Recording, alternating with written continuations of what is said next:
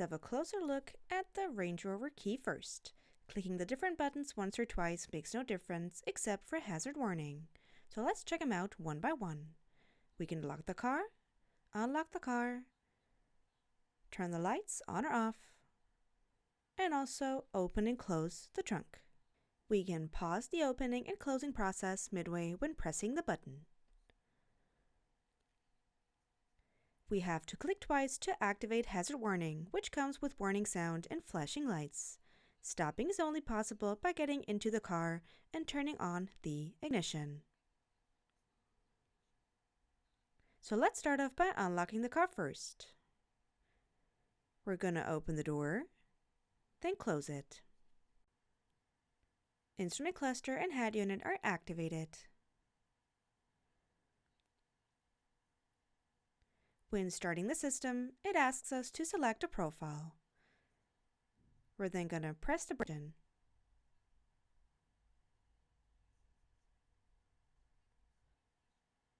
Up first is the instrument cluster. In order to customize the IC, we can use the center button on the left side of the steering wheel. We can then switch between different layouts. First off, focused.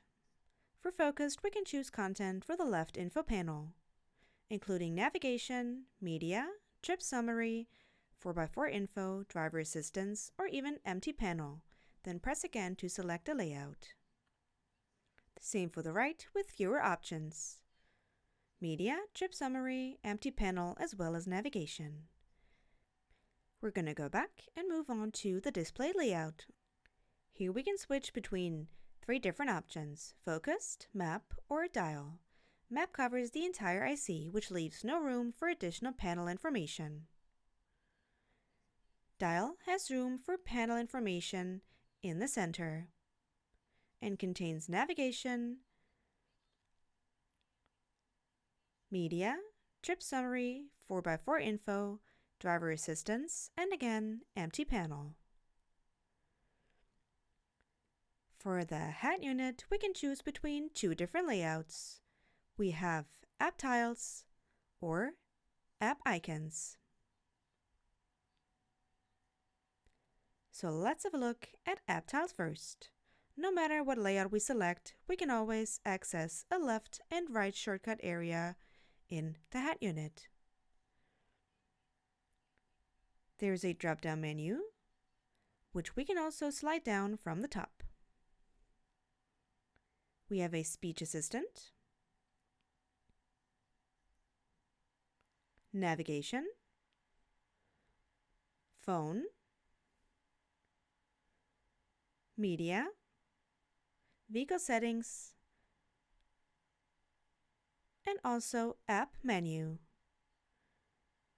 We can also slide from left to right to open this app menu. On the right, we can activate automatic parking, parking camera, or we can have a look at the settings. Slide from right to left to access them at any time. In the center, we find our different widgets. All the way at the left and also on the right, we can open the editing mode. In addition, we can use a long press to open it as well. We can also find it when selecting Edit Mode. We can select a minimum of 2 and a maximum of 9 widgets for the home screen page. So let's switch to app icons and have a look at those too. For app icons, the home screen is the actual menu page, which is why the menu symbol disappears from the shortcut bar on the left. What remains is the drop-down menu, as well as the other shortcuts and settings on the right. Sliding left to right does not work anymore since we're already looking at the main menu. As before, we can edit the layout, then switch between different shortcuts on the left. We can drag and drop the different features to the left and replace the currently selected ones.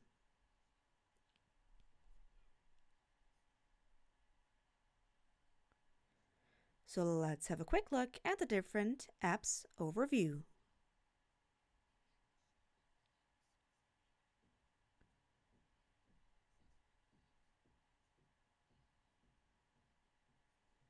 Up next is the rear seat display embedded within the armrest. The first thing we're going to do is turn it on, then slide upwards to open. The upper shortcut is used to open the cover on the screen, while the second one is the home button. We can adjust the temperature for both seats in the back. We can use the icon below to raise or lower the armrest,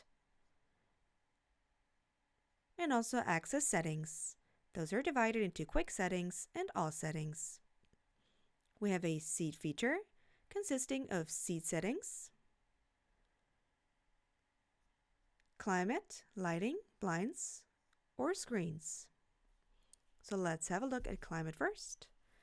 Lighting, blinds, and rear screens as well.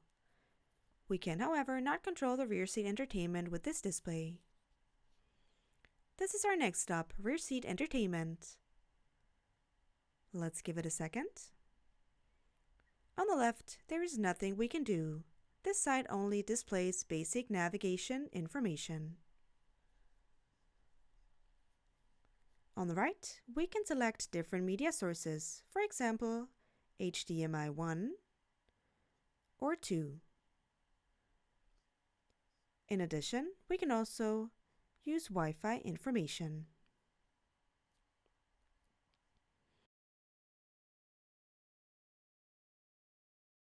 We can connect those devices in the armrest compartment. As soon as we connect the device, the rear seat display mirrors the device selected.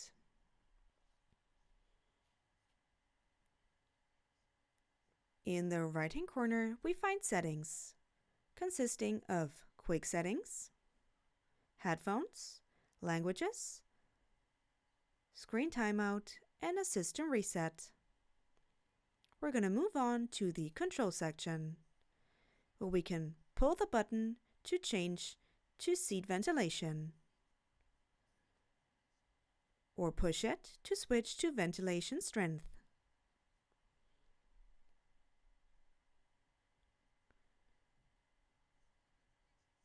In the center, we find regular climate controls. In the center console, we can switch between different drive modes, which can be seen in the instrument cluster and in the head unit.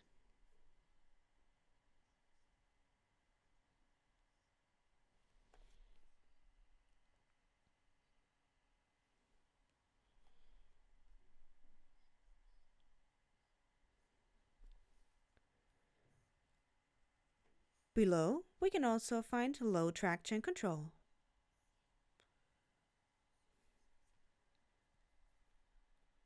In the middle, we can change the volume, or press play and pause. Above that, of course, the start and stop button. Up next are the different gears. In order to change the gears, we have to push a little button in the front of the gear shift. Drive, moving on to neutral, reverse, which automatically activates the camera in the head unit, and back to park.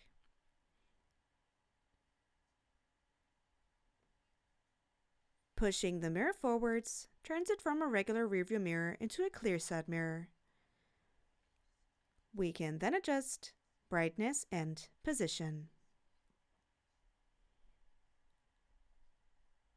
To wrap things up, we're going to turn off the ignition, then open the door and close it. We're then going to take the key and lock the car.